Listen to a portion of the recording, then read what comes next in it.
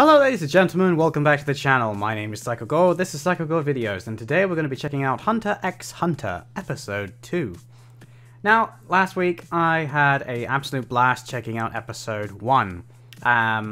It was way more than I was expecting, like a lot more happened, there was a lot more going on. I thought it was going to be just an introductory episode, which it was ultimately, but it just felt like it was much more of an adventure, a little more action-packed than some of the first episodes that I've been watching lately, and have watched in the past, to be completely honest. It pretty much went off the second that they got onto the boat, which wasn't very long after the episode started. It really didn't worry too much about having a nice slow build-up. Even one of my favorite anime, Code Geass, I actually remember that anime having a bit of a slow build up to what was the moment that completely got me addicted, which was the ending when he gets his powers and stuff happens. And if you've never seen Code Geass, I highly recommend it. But yeah, HunterXHunter was a very different opening. It kind of just went, right, here's the main character, here's the plot, go! So yeah, I'm hoping that we're going to get a bit more of that in episode 2. I don't know what the formula of this show is yet. I don't know if we get episodes of exposition followed by episodes of action, if we just gonna get solid mix of everything, or what. So we'll have to wait and see. Before I begin, I must point out that this episode is going to be just me talking. If you want to watch the reaction, then feel free to check out the description below if you're on YouTube.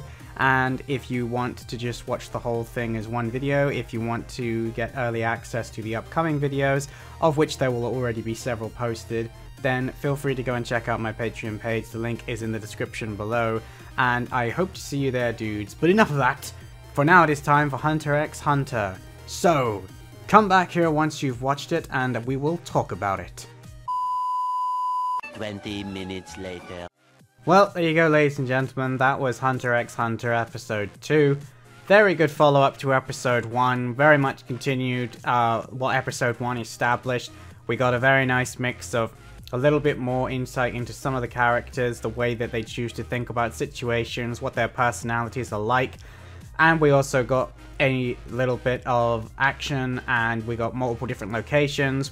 We said goodbye to the captain and the ship, and we saw some of the forest, we saw this really strange village, we got a little bit of an intellectual moment where you had to try and figure out what the purpose of the quiz was, and not only did we get to see which of the three is probably the smartest, but we also got to see that Gon is actually very smart as well, as he was the only one who really started to think about the true meaning of the test, which was to prepare you for what this life is like, which ironically is what I said as well. And then the fact that the other woman basically turned around and said, yeah, that's exactly what we want you to think. And then he was the only one who was able to tell that the Kiriko creatures were actually two different beings. And, you know, obviously they were designed in such a way they're identical so that we wouldn't be able to tell them apart. And neither could the other two Hunter applicants. And obviously the audience are like, wait, what do you mean? They are the same. And then you see them next to each other and it's like, oh, no they're not. They're pretty much identical. But it must have been their son that appeared as Leo and then, you know, transformed, because his ears were very different. He looked different to his dad and his mum.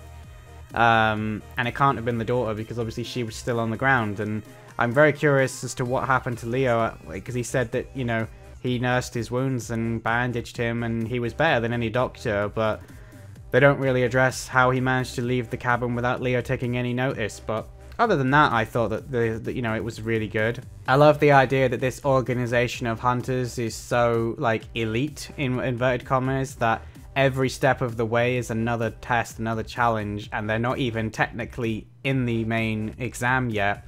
Like, they've already passed 2 different, essentially, elimination rounds to get to where their actual test is supposed to take place.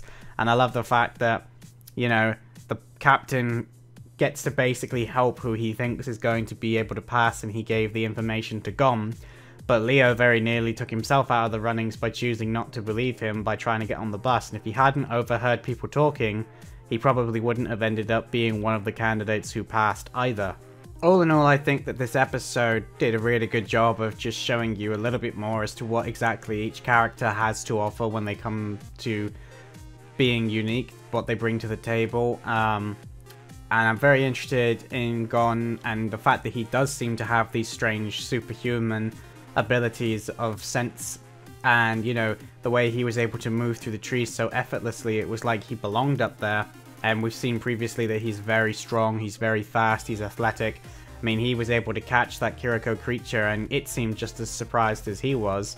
And you know, he was able to move so fast, like I said, it almost looked like an instant transmission. And that's kind of interesting. I'm very curious as to what exactly Gon's backstory is, or what his abilities, if any, he has are. Whereas the other two seem a bit more human, but then we also haven't actually seen them do much yet, other than argue with each other and kind of almost threaten to do stuff. Like, we know that Leo is armed with a knife, we know that Blondie is armed with a couple of sticks. So yeah, we'll have to wait and see what they're actually like when the combat situation begins. So that's going to be it for episode 2, guys. Not much to add. I think my reaction speaks for itself on that one. Probably one of my shorter reviews, but either way, if you enjoyed it, don't forget to give it a thumbs up. Drop comments down below letting me know what you think of it.